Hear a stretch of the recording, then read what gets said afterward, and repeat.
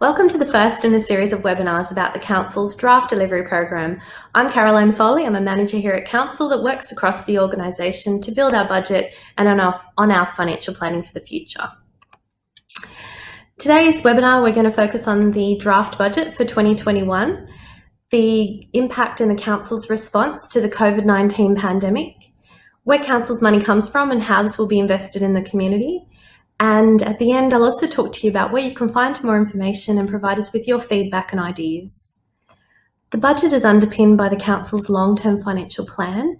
This plan contains the financial objectives to ensure our Council remains financially sustainable into the future.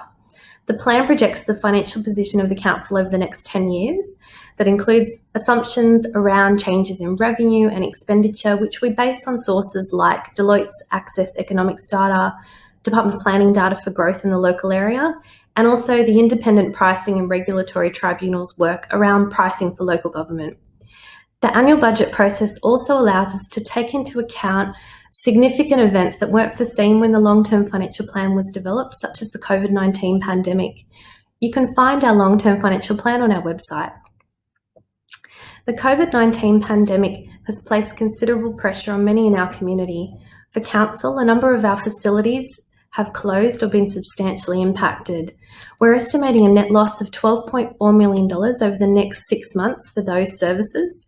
So that's $6.7 million in this financial year and another $5.7 million in the 2021 financial year.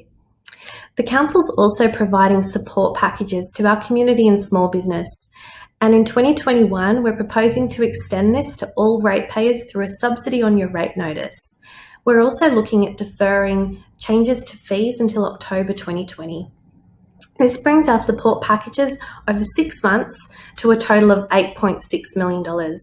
So over a 6-month period, from March to September, the COVID-19 pandemic is projected to have a net impact of $21 million on the Council's budget. For 2021, our draft budget is forecasting income of $365 million and operating expenses of $340 million. When we take away the $31 million in grant income that we receive to spend on capital projects, for the next financial year, our operating result is forecasted to be a deficit of just over $6 million. While our financial result will be temporarily impacted by the financial implications of the COVID-19 pandemic, the Council's overall financial position is strong, which means we can sustain a temporary budget deficit. We're also proposing to spend a significant amount of money on the Capital Works program in 2021. The program is $92 million. We're focused on supporting our local economy as it recovers from the COVID-19 pandemic. And we're looking at providing opportunities for local employment through our Capital Works program. Just under $51 million is proposed to be spent on new assets, such as the new pedestrian and cycle bridge over Narrabeen Lagoon, and $2.2 million for brand new footpaths. We're also spending $41.5 million on renewing existing assets, such as the $7 million road resheeting program and renewing tidal pools at 40 Baskets and Clontarf. The majority of our income, you can see it's that dark blue chunk there, comes from our ratepayers through rates and annual charges. It's 59% of our income, and it's a really important part of funding the Council's operations. The green and the yellow sections in this chart are user charges and fees and other revenues. It's generally the money that we bring in from the different services the Council offers for a fee, such as like Lakeside Holiday Park, childcare, booking community centres, parking stations and aquatic centres. That's 22% of our income, and that's the section that's been significantly impacted by the COVID-19 pandemic. They're also the fees that we're proposing to delay making changes to until October 2020.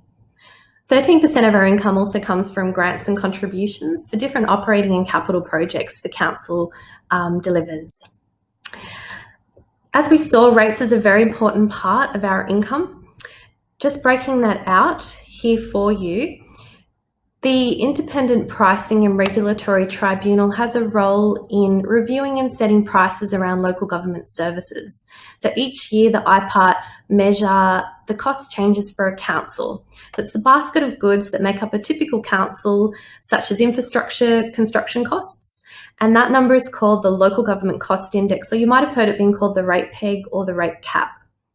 For 2021, this amount is 2.6%, and we've built our 2021 budget around an increase of rates of that amount of 2.6%. So that's worth $4.4 million for the council. However, we recognise that the COVID-19 pandemic has had a significant impact on many people in our community, and we're proposing to give back half of that increase through a subsidy. So it's a 1.3% subsidy on your rates. So what that looks like for an average rate for a residential property, which would be $1,464 today, with a $38 increase, so a 2.6% increase next year, less a subsidy of $19, the average rate would be $1,483 for the year in 2021. We're also extending the due date of the first instalment notice for 2021. It's normally due on the 31st of August, and we're extending that by 1 month to the end of September.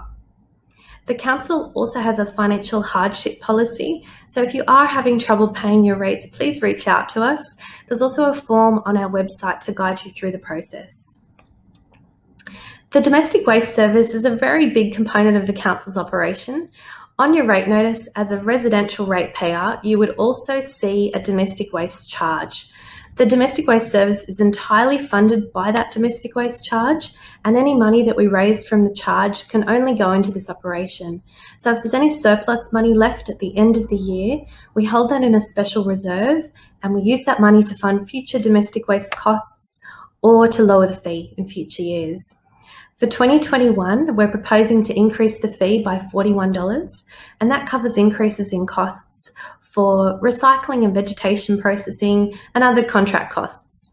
We're also proposing to offer a 50% subsidy of that increase back to ratepayers, similar to the rate subsidy, so it's half of the increase.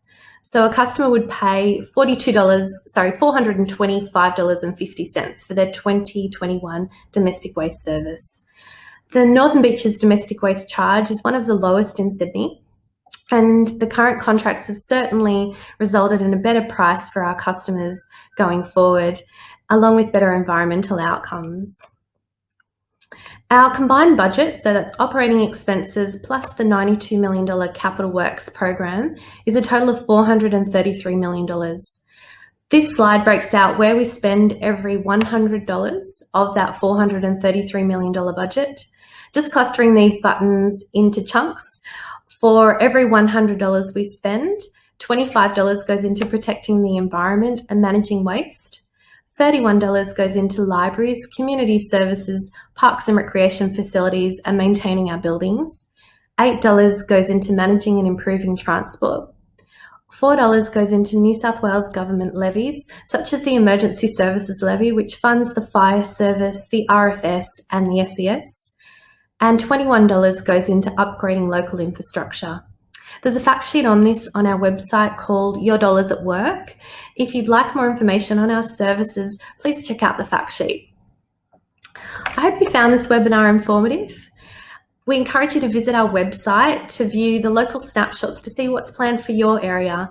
You can also download the documents and complete the form to provide us with your submission on the draft delivery program. Thank you so much for your time.